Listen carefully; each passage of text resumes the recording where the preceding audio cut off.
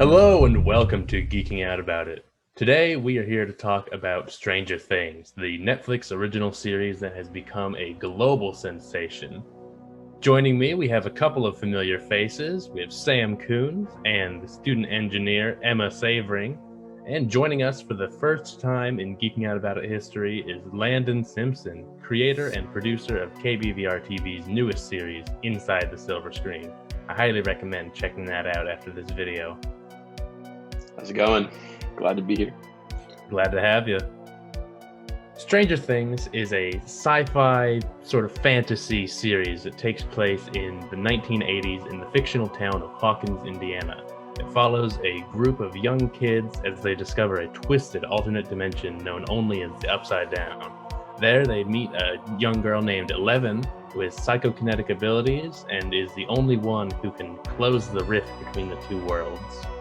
Now, before we get too far ahead of ourselves, let's introduce some of the characters and people who live in Hawkins, Indiana. Sam, do you want to kick us off with the party? Well, of course I will. Now, starting things off, we're going to talk about the four horsemen of apocalypse, aka Will, Dustin, Lucas, and Mike, who is kind of the one that causes the most problems, in my personal opinion, that little brat. Of course, Will's the one that's actually missing. Anyways, these four guys are just best friends. They love playing D&D just like me, and I love them for that. Oh man, it made me so attached to the characters right away. Mike is a bit of a hothead, I would say. He's kind of the de facto leader of the group. He's the person who gets the most screen time and creates a tremendous bond with Eleven, which is another character we'll talk about in a little bit. Then we have Lucas, who is probably one of the cooler members. He's like the cool guy of the group. He has a trusty slingshot, and he's always pretty reliable throughout the series, and he's kind of like the one that people talk to most often out of the four groups. Like Mike talks to him and Dustin talks to him, so they all kind of have this bond with each other. Then there's Will, who is the guy who goes missing that kicks off the story, and he is very important throughout the rest of the seasons. And then we have Dustin, who's my personal favorite, and he has his own story arcs, and him and Steve are just the coolest characters of all time. Man, Dustin just has this personality to him that is so likable. He's just a fucking adorable kid. And then next we have Eleven, who is one of the biggest driving forces of the entire story. She was the reason that everything's happening. She was experimented on in a secret lab, which she escapes during season 1. That's where she meets the party, so the main four characters that Sam was just talking about. You see her grow and experience more normal emotions over the series because she was locked in a lab. She doesn't know how to be a real person. And Hopper becomes her dad, and yeah, because she has her fake dad, but then Hopper adopts her, so he's like a real dad, and he's not a creep, and he isn't like, I'm gonna use your psychic powers for evil or something. Family trauma! Woo! But she does have very powerful psychokinetic abilities as a result of that experimentation. Lucas! Where are they? I don't know. I think we lost them. Go, go, go, go, go!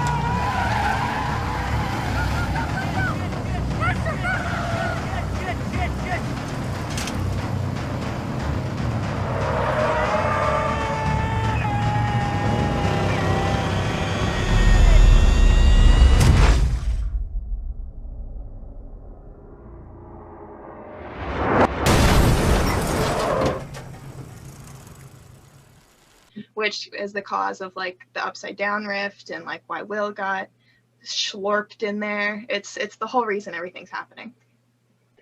We also have Jim Hopper, who is the police chief in Hawkins. He starts out a little bit skeptical about all the stuff going on, especially with the kids, but he eventually grows to respect them, and he decides to serve the greater good.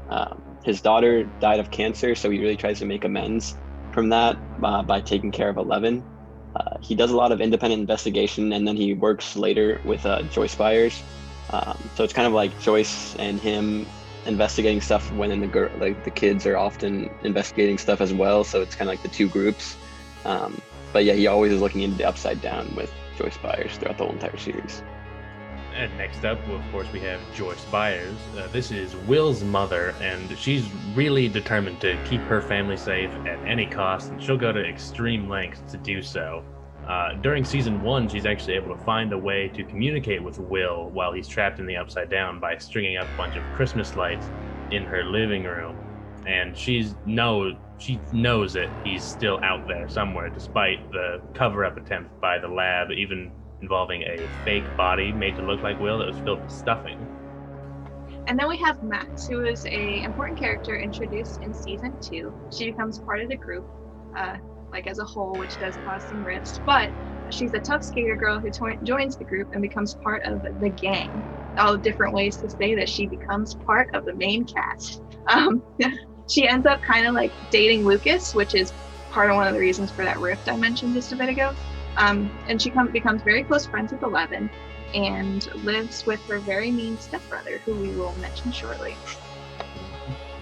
That very mean stepbrother is named Billy Hargrove. He is just hyper aggressive and he's always like one step away from getting into a brawl. Well. Lucas Sinclair, what a surprise. I thought I told you to stay away from him, Max. Billy, go away. You disobeyed me. And you know what happens when you disobey me. Billy. I break things.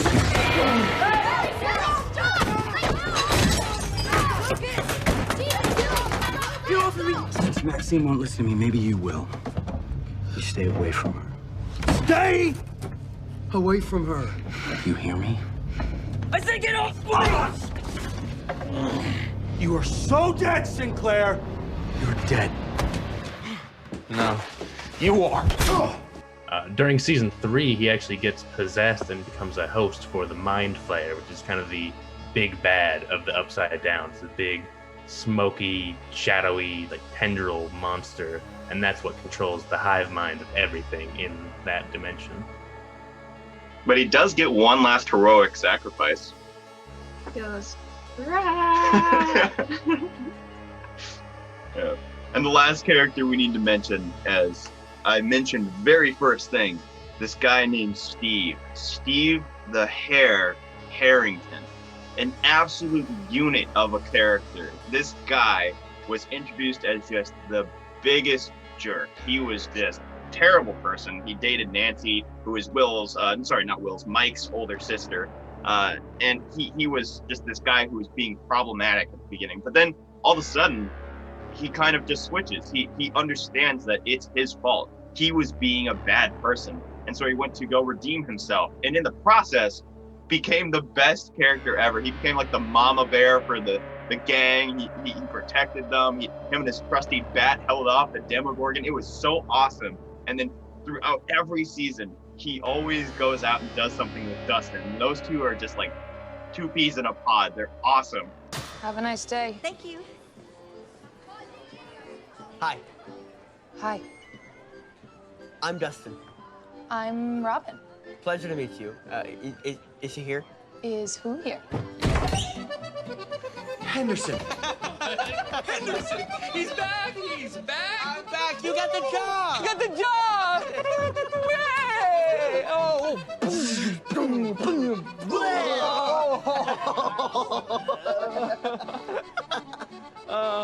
How many children are you friends with? And when they get to recombine together, it leads to some great shenanigans, and he is just a perfect person. Yeah, Steve is definitely the the surrogate older brother to the group, but especially with Dustin. Yeah, he goes that Zuko route. It starts off bad and then slowly turns Yeah, good. actually, that's a good analogy. Gotta love those Zuko arcs. Now that we've met the inhabitants of Hawkins, let's go over what exactly happens throughout the run of Stranger Things. Landon, you want to start us off with season 1? Yeah, so season 1 takes place in 1983. It actually came out in real life in 2016, in the summer 2016. And after a D&D session at Mike's house, the whole gang, the party, they're all playing D&D, and then Will Byers is taken by the Demogorgon and trapped in a mysterious dimension. Meanwhile, Eleven escapes from the Hawkins Institute shortly after accidentally opening the portal. Then Joyce Byers, which is Will's mom, the missing kid, starts investigating her son's disappearance despite a bunch of cover-up attempts. Like we mentioned earlier, there's a fake dead body with stuffing. Which, by the way, little quick nitpick on that. How did they not tell earlier that there was stuffing in the body right away?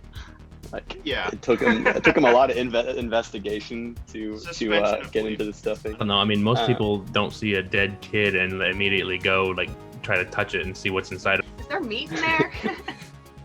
But it seemed like it was already in the morgue. But then, anyways, Joyce, Hopper, and the kids all join forces to free Will from the Upside Down and fight off agents from the National Lab. Overall, it's a pretty solid season, I will say. It's a very solid season. Season 1 is still my favorite, just because of that real sense of uncertainty, and it really plays on, I guess you could say, the psychological horror aspect of you don't know what is happening in the Upside Down. Things were pretty strange, so that worked. And things get even stranger in Season 2, which came out a little over a year after Season 1 and takes place exactly 1 year after the events of the first season. This season focuses a lot on Will's lasting impacts and trauma after being trapped in the Upside Down for an entire week. So we see him experience lots of flashbacks and visions of what's going on in the Upside Down at that given moment. We learn that Will has actually been turned into a host for the Mind Flayer as well. Eventually, the whole Hawkins gang is able to heat Will's body up with a bunch of heat lamps and exercise that out of him. After that, Eleven and Hopper go back to the lab in order to close the portal once and for all.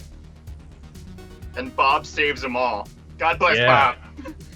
Oh yeah, speaking of 80s nostalgia, that's Sean Astin from Goonies has a pretty solid role in season 2, and season 2 only.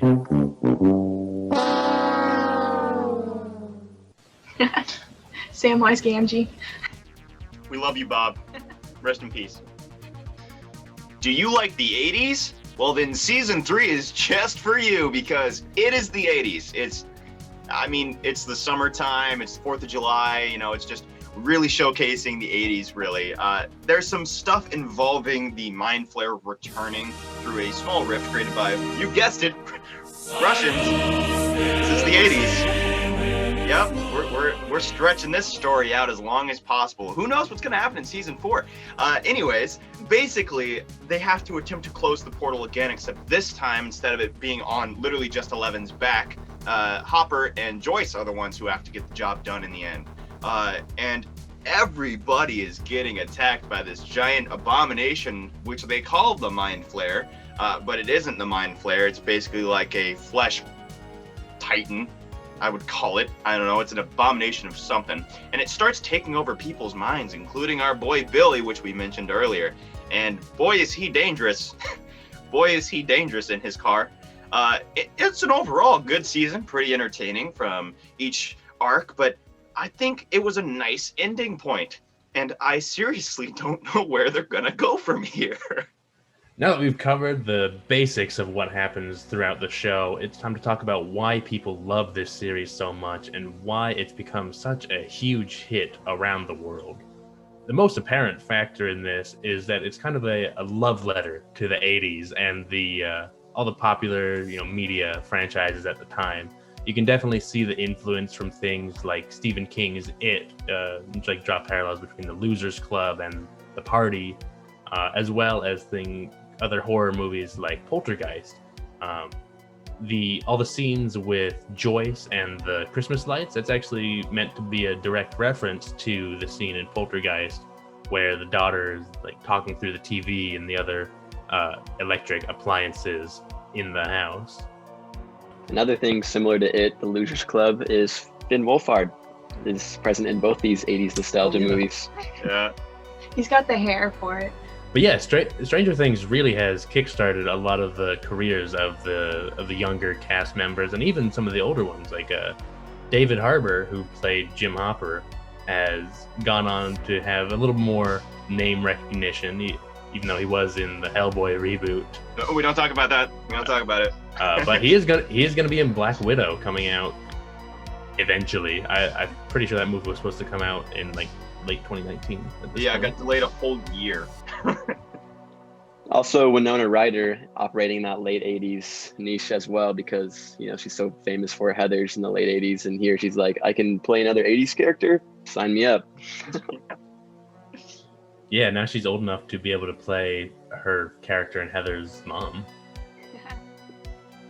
Stranger Things was also praised for its heavy use of synthesizer sound effects in its music and its opening title sequence. I feel like it really creates an atmospheric sound that has an air of mysteriousness to it, and it really draws the audience into the world. The main thing that I remember with Stranger Things was when it first came out in summer 2016. Like, it's hard to overstate how like big of a thing it was. Like, I don't know if you guys feel the same way. Oh no, when season 1 came out, it was insane. Like, I just remember randomly watching it like almost the first day it came out because I was like bored before everyone started talking about it. And then like my mom watched it, like my family watched it, and then it was like 15 months until the next season, and all I know is everyone on Twitter and like at my school was just talking about it, and like for that 15 months. And then after the next season came out, I don't really remember hearing much about it, but like for those 15 months, it was like a huge thing. Well, unfortunately, that is all the time we have for this episode. Thank you so much for watching. This is our last episode of Winter Term for this year. We'll be back in the spring bringing you more Geeking Out About It content.